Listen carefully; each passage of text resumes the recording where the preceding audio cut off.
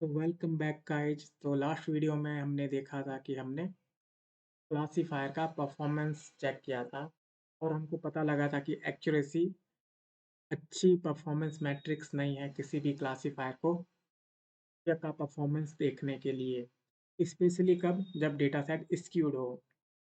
तो और बोला था कि ये कन्फ्यूजन मैट्रिक्स जो होता है वो रिकमेंडेड होता है, वो अप्रोप्रिएट परफॉर्मेंस मैट्रिक्स होता है किसी भी क्लासीफायर का परफॉर्मेंस देखने के लिए, ना कि एक एक्यूरेसी देख लिया और अपन को पता चल जाएगा कि कितना अच्छा परफॉर्म कर रहा है। तो यहाँ पे हमको कन्फ्यूजन मैट्रिक्स देखना पड़ेगा। इससे पहले हम एक और चीज़ देखते हैं कि हमने यहाँ पे देखा था क्रॉस वेल स्कोर किया था। तो कभी कभी हमको क्रॉस वेल वैलिडेशन स्कोर थोड़ा अच्छा चाहिए होता है, या अपन को कुछ कस्टम चीज़ें ऐड करनी होती है इस क्रॉस वैलिडेशन में। तो हम खुद का कैसे बना सकते हैं क्रॉस वैलिडेशन, क्योंकि ये इंटरव्यू में पूछा जाता है। सिर्फ ये कोड लिख देंगे, ये डमी क्लासिफायर और ये इंपोर्ट कर दिया, ट्रेन कर दिया, तो ये कोई नहीं पूछता है। ये सबको आता है। पूछता क्या है, असली चीज़ पूछता है कि भाई कि ये तू बना के बता दे स्कोरिंग फंक्शन। तो वो कैसे करेंगे? तो ये क्योंकि इंटरव्यू के हिसाब से इम्पोर्टेंट चीज़ है, तो इसलिए ये मैं कन्फ्यूजन मैट्रिक्स नेक्स्ट वीडियो के लिए रखता हूँ। ये कन्फ्यूजन मैट्रिक्स बड़ा टॉपिक भी है और नेक्स्ट वीडियो को रखता हूँ। इस वीडियो में हम देखेंगे कस्टम क्लास देखेंगे। तो कस्टम क्रॉस वैलिडेशन क्लास हमको खुद को बनाना है। उसमें कस्टम क्लास कैसे बना सकते हैं? हम क्रॉस इसका यूज़ नहीं करना चाहते हैं। sklearn द्वारा दे रहा है, sklearn जो क्रॉस वैलिडेशन स्कोर दे रहा है, वैसा नहीं चाहिए। हमको खुद का बनाना है, तो कैसे बनाएँगे? तो चलो बनाते हैं, कैसे बनाते हैं? तो चलो यहाँ पहले लिख देते हैं, मार्क डाउन कर देते हैं। कस्टम क्रॉस वेल स्कोर, वो स्कोर देगा क्रॉस वैलिडेशन से। तो चलो चेक करते हैं, इसको मार्कडाउन में चेंज कर देते हैं। तो जिसको नहीं पता है कि क्रॉस वैलिडेशन होता क्या है, क्रॉस वेल स्कोर होता क्या है, तो उसको मैं बता सकता हूँ कि ये एक डेटा सेट है। जैसे आपके पास डेटा सेट है, तो वो इस डेटा सेट को जितने भी पार्ट में स्प्लिट करेगा। जैसे कि मैंने यहाँ पे 3 पार्ट में स्प्लिट कर दिया, D1 पार्ट इस डेटा सेट का, D2 पार्ट और डी तीसरा। जैसे कि आपके पास एक एप्पल है और उसको 3 हिस्सों में बाँट दिया, तो इसका 3 हिस्सा कर दिया है, ये इसका मतलब मैं ये बोलना चाहता हूँ। अब ये क्या करता है, क्रॉस वैलिडेशन में क्या करता है, स्कोरिंग हो या प्रिडिक्शन हो, क्रॉस वैलिडेशन होता क्या है कि सबसे पहले वो ये वाला डेटा सेट को मान लेता है कि ये टेस्ट डेटा सेट है और बाकी डेटा सेट क्या है, ट्रेन डेटा सेट है। D2 D3 train data set है। अब इस पे वो ट्रेनिंग करेगा, D2 D3 पे ट्रेनिंग करेगा और इस पे क्या करेगा, इस पे परफॉर्मेंस चेक करेगा, इस पे टेस्टिंग करेगा। उसके बाद नेक्स्ट क्या करेगा, D2 पे ट्रेनिंग करेगा और D1 D3 पे टेस्टिंग करेगा। मतलब D2 पे टेस्टिंग करेगा, D1 D3 पे ट्रेनिंग करेगा। उसके बाद D1 D2 पे ट्रेनिंग करेगा और D3 पे टेस्टिंग करेगा। तो आप बोलो ऐसे क्यों करेगा, डायरेक्ट ही कर लो ना। ऐसे इसलिए करेगा, जैसे हमने एक सिर्फ D1 लिया और ट्रेनिंग किस किस पे करी, इस D2 D3 पे ट्रेनिंग करी और D1 पे टेस्टिंग करी। तो ये D1 data set out of the scope है, मतलब कि उस क्लासीफायर के पास D1 उसने चेक नहीं किया था। मतलब D1 उसके पास पहले से उसने उसको फेस नहीं किया, उस डेटा सेट को फेस नहीं किया है। तो out of scope data set इसको बोलते हैं, उस पे हम परफॉर्मेंस देख रहे हैं। इसके पास पहले से नहीं है कि हाँ, मैंने इसको तो पहले से ही देख रखा है, इस पे ये परफॉर्मेंस अच्छा ही देगा, तो ऐसा नहीं होगा। इस क्रॉस वैलिडेशन में ऐसा नहीं होता है। तो वो आउट ऑफ स्कोप प्रेडिक्शंस या स्कोरिंग चेक करता है। तो D2 तीसरे के लिए D1 एक अननोन डेटा सेट है। D1 D2 के लिए D1 D3 के लिए एक D2 अननोन डेटा सेट है। इस हिसाब से क्रॉस वैलिडेशन परफॉर्म होता है। तो इसको मैं रॉ एंड बी कन्वर्ट कर लेता हूँ।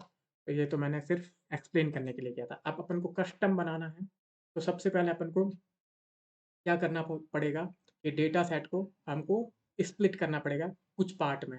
3 हिस्से में बाँट दो, 4 हिस्से में बाँट दो, 4 स्प्लिट में बाँट दो।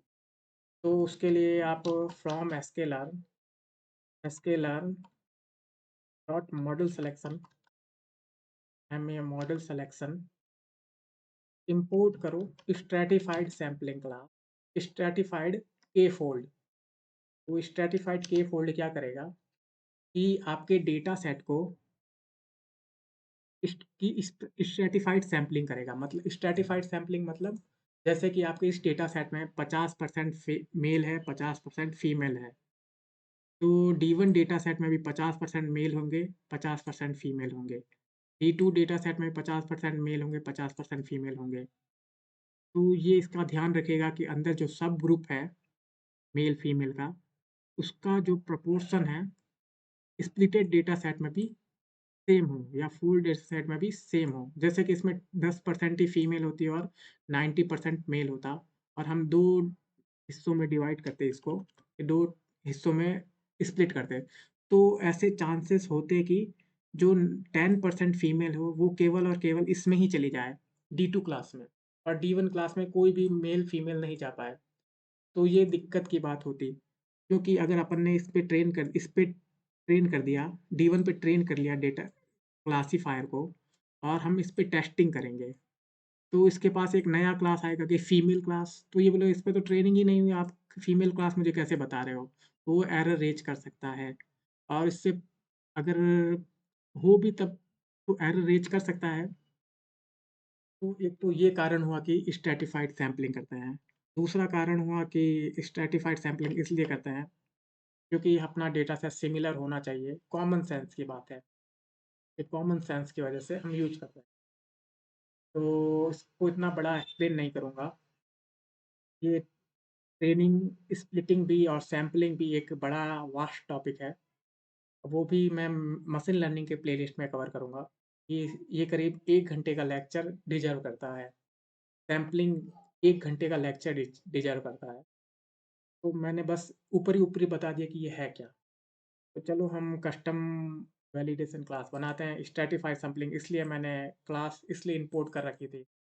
तो चलो इस क्लास का मैं लगा लेता हूँ, ऑब्जेक्ट बना लेता हूँ strata, strata, strata is equal to stratified, अपन इसको बोल देते हैं कि फर्स्ट स्ट्रैटिफाइड के फोल्ड, कि कितने फोल्ड कर, 3 फोल्ड कर लें,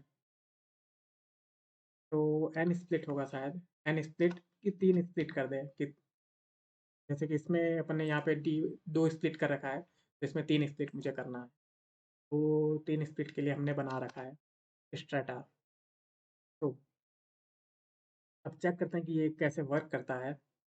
तो स्ट्रैटा डॉट स्प्लिट आप ऐसे जब करोगे, स्ट्रैटा डॉट जो ऑब्जेक्ट बना डॉट स्प्लिट, और इसमें डेटा सेट डाल दो। चलो अब इसमें डेटा सेट डाला, जैसे कि मैंने एक्स डेटा सेट डाला, एक्स डेटा सेट डाल दिया, एक्स ट्रेन डाल दिया। चलो एक्स ट्रेन डाल दिया, तो अब ये क्या देगा? तो ये अभी एरर दे रहा है क्योंकि ये वाई इसका मिसिंग है, तो वाई ट्रेन भी डालना पड़ेगा। वाई ट्रेन, वाई ट्रेन 5 डाल दो, वाई ट्रेन। तो अब ये रिटर्न क्या करेगा? तो इसने एक फंक्शन रिटर्न करा है, generated object, generated object is not callable. और तो देखते हैं ये है क्या। तो आप ये देख सकते हो ये क्या रिटर्न कर रहा है, जनरेटर ऑब्जेक्ट रिटर्न कर रहा है। तो जनरेटर ऑब्जेक्ट क्या होता है? तो आपने अगर पाइथन में सही से किया होगा तो आपको पता होगा जनरेटर क्या होता है। On the fly value generate करता है, on the fly value generate करता है, पहले से जनरेट करके नहीं रखता है। तो नहीं पता है तो आपको पाइथन में जाके देखना पड़ेगा। जैसे आपने किया होगा यील्ड, कोई फंक्शन बनाया होगा, यील्ड किया होगा, यील्ड कोई फंक्शन को या वाई कर दिया होगा, तो ऐसा कुछ आपने किया होगा, तो वो जनरेटर ऑब्जेक्ट बनाने का तरीका होता है। तो ये एक जनरेटर ऑब्जेक्ट है, ऑन द फ्लाई वैल्यू को जनरेट करेगा। समझ में नहीं आ रहा है तो बस आप कर लो, ऐसे कर लिया अपन ने। अब क्या करेंगे? तो ये अपन ने बना रखा था स्ट्रैटिफाइड ये, तो यहाँ पे हम एक क्लास बना, इधर ही क्लास बनाना स्टार्ट करते हैं अपना क्रॉस वैलिडेशन का। तो चलो बना, तो यहाँ पे बना लेता हूँ कि एस के फोल्ड्स कितना है, और स्ट्रैटिफाइड ट्रायंगल 3 फ़ोल्ड बनाता हूँ, stratified A fold and split T डाल देता हूँ। अब मैं ये क्योंकि on the fly value generate करेगा फॉर और ये जनरेट क्या जनरेट करेगा, इंडेक्सेस जनरेट करेगा ऑन द फ्लाई, मतलब कोड रन करते टाइम ही जनरेट करेगा। कोड को एग्जीक्यूट करेंगे तभी जनरेट करेगा, उससे पहले इसने बस ब्लैंक हो रखा है, ऐसा है। तो train index index comma test index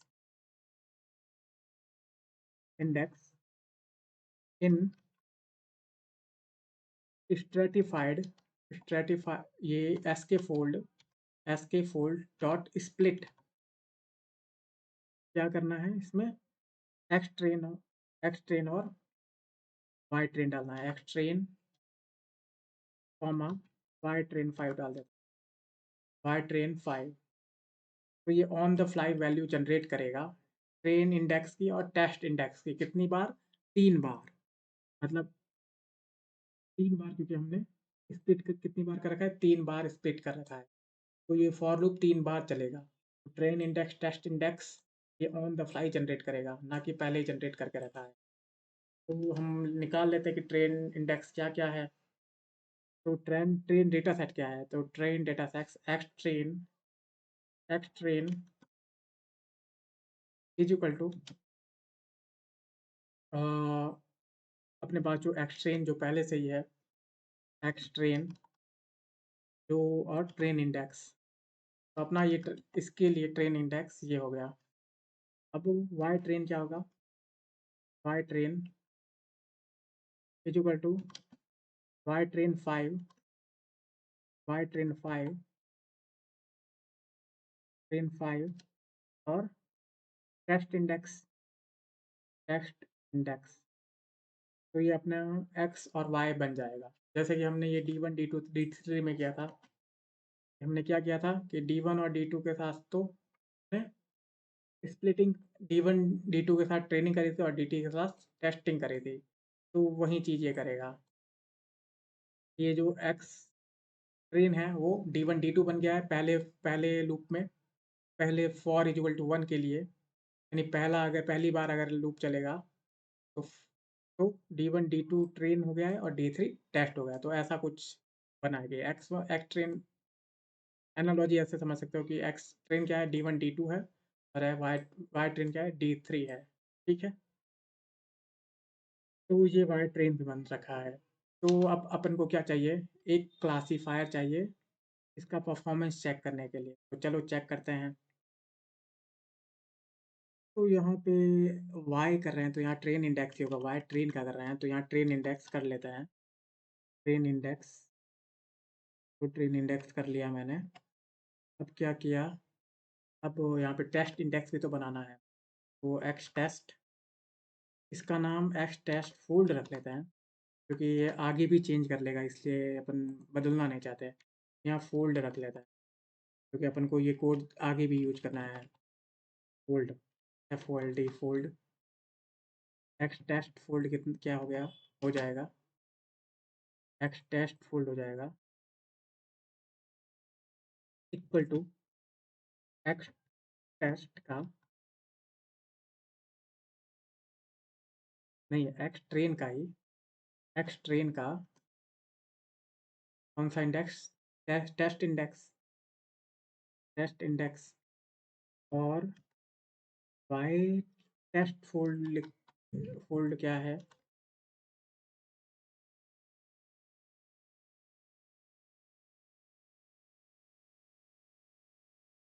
Y train 5 का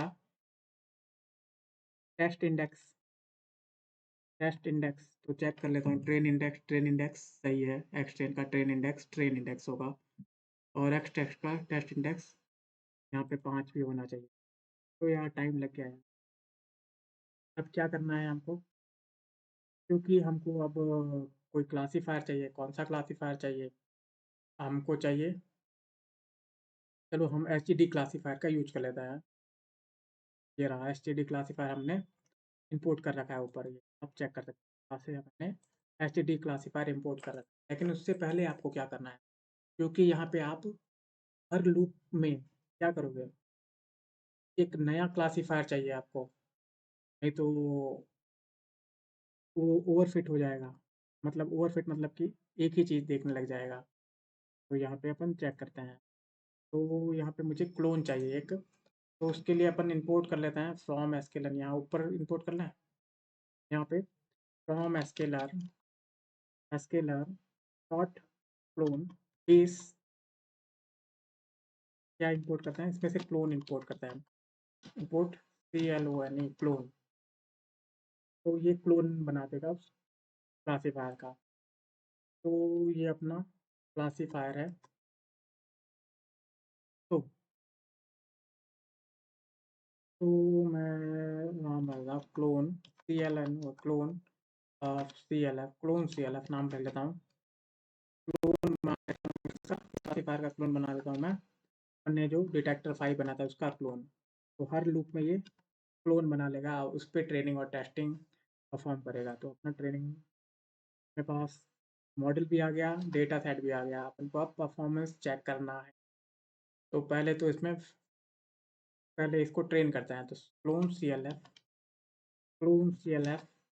डॉट फिट क्या करना है, fold train fold comma Y train fold. ठीक है, अब ये फिट हो जाएगा। अब इसका प्रिडिक्शंस चेक करना है इस पे, टेस्ट डेटा सेट पे। तो ये कैसे, तो प्रिडिक्शंस चेक करने के लिए हम वाई प्रेड बोल सके, इसमें प्रिडिक्शन सारे स्टोर करेगा ये टेस्ट डेटा सेट पे। तो क्लोन CLF डॉट प्रिडिक्ट, और इसमें क्या मैं डाल देता हूँ, और अपना test data set X test fold. अब हमको स्कोर, इस एक्यूरेसी देखनी है। तो असल में अपन को सम करना है कि कितनी बार करेक्ट प्रेडिक्शंस हुए हैं। तो आप ऐसे लिख सकते हो कि जब y pred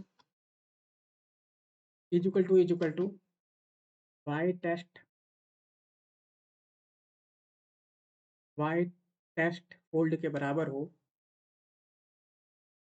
तो वो ट्रू ट्रू फॉल्स फॉल्स दे देगा और उसका सम कर दो। तब मैं सम कर दूंगा तो नंबर ऑफ ट्रू दे देगा, कितना नंबर ऑफ ट्रू है। तो ये सम कर दिया मैंने, ट्रू दे देगा, और इसको मैं स्टोर कर देता हूँ स्कोर में। तो या करेक्ट प्रेड में स्टोर कर देता हूँ। तो करेक्ट प्रेड में स्टोर कर देता हूँ, प्रेड इज इक्वल टू ये सम। और लास्ट में क्या करता हूँ कि ये प्रिंट कर देना हर हर हर स्ट्रेटिफाइड सैम्पल्ड डेटा के लिए। तो प्रिंट स्ट्रेटिक करेक्ट प्रेड, इसको प्रिंट कराना है नहीं। तो अपन ने ये बना लिया, तो इसको एग्जीक्यूट करते हैं। तो टाइम लेगा, तो लेने दो थोड़ा टाइम।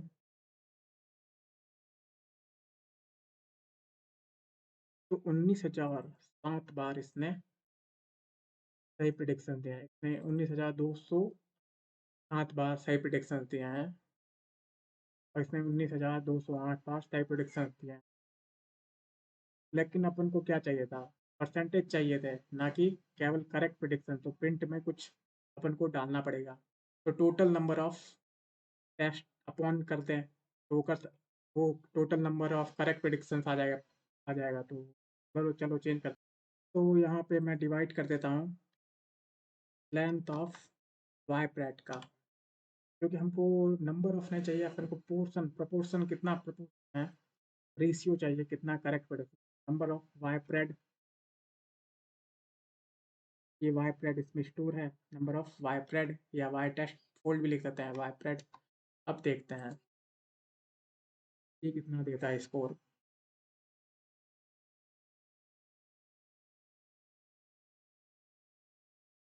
तो ये 95% सही प्रेडिक्शन कर पाया। नेक्स्ट में देखते हैं, दूसरा लूप चल रहा है, 96% सही प्रेडिक्शंस, और ये 96%। तीसरा फोल्ड के लिए, और इसका अपन निकालना चाहे मीन, तो आप मीन निकाल ही सकते हो, वो मैं नहीं बताऊँगा। तो ऐसे हमने कस्टम क्रॉस वैलिडेशन परफॉर्म कर लिया है। तो ये क्योंकि इंटरव्यू में पूछा जाता है इसलिए मैंने ये बताया। तो इंटरव्यू में ये भी पूछ सकते हैं कि भाई ये क्या है? एसके फोल्ड डॉट स्प्लिट है, वो क्या कर रहा है? तो आपको बताना है, ये एक जनरेटर ऑब्जेक्ट रिटर्न करता है। जनरेटर ऑब्जेक्ट क्या क्या होता है? ये ऑन द फ्लाई वैल्यू को जनरेट करता है। बस इतना ही। और वो पाइथन में आपने पढ़ा होगा मेरे हिसाब से, अगर आप ये कर रहे हो तो। तो on the fly value generate करता है। और क्या बत पूछते हैं, स्ट्रैटिफाइड सैम्पलिंग क्या होती है, स्ट्रैटिफाइड की फोल्ड कैसे वर्क करता है, ये सब पूछ लेते हैं। तो क्योंकि इंटरव्यू में ये सब पूछा जाएगा, ऐसी कोडिंग करने के लिए बोला जाएगा, ताकि ये सब करने के लिए बोला जाएगा क्या, कि आप डमी क्लासीफायर को फिट कर रहे हो, प्रिडिक्ट कर रहे हो, उससे एरर निकाल रहे हो, ये तो सब कुछ कर लेगा, लेकिन ये आपको आना चाहिए। ये चीज़ सबसे मोस्ट इम्पॉर्टेंट है। अगर ये आता है तो आपको मशीन लर्निंग आती है। बाकी ये सब चीज़ आती है तो मशीन लर्निंग नहीं आती। ये चीज़ सब कर लेता है। ये वाली चीज़ें सब कर लेता है कि मैंने क्लास को इंपोर्ट किया, ट्रेनिंग करी, टेस्टिंग करी, परफॉर्मेंस निकाला, उसके प्रिडिक्शंस किए, एरर निकाला, ये सब तो कोई भी कर सकता है। लेकिन कोडिंग लिखना थोड़ा सही चीज़ होता है। तो आपको भी कोडिंग की प्रैक्टिस करनी है। तो यहाँ पे मैंने एक चीज़ बता भी दिया, ऐसे ही आप प्रैक्टिस करते रहो। तो अब नेक्स्ट वीडियो से हम चालू करेंगे क्रॉस कन्फ्यूजन मैट्रिक्स के 3-4 वीडियो बनेंगे, क्योंकि ये बहुत इम्पोर्टेंट चीज़ है। ये भी इंटरव्यू के लिए मैं पूछा ही जाता है। Thanks for watching this video. ये कितने मिनट का वीडियो हो गया? ये भी 21 मिनट का वीडियो हो गया। मैंने सोचा नहीं था 21 मिनट का। तो thanks for watching, meet you in next one.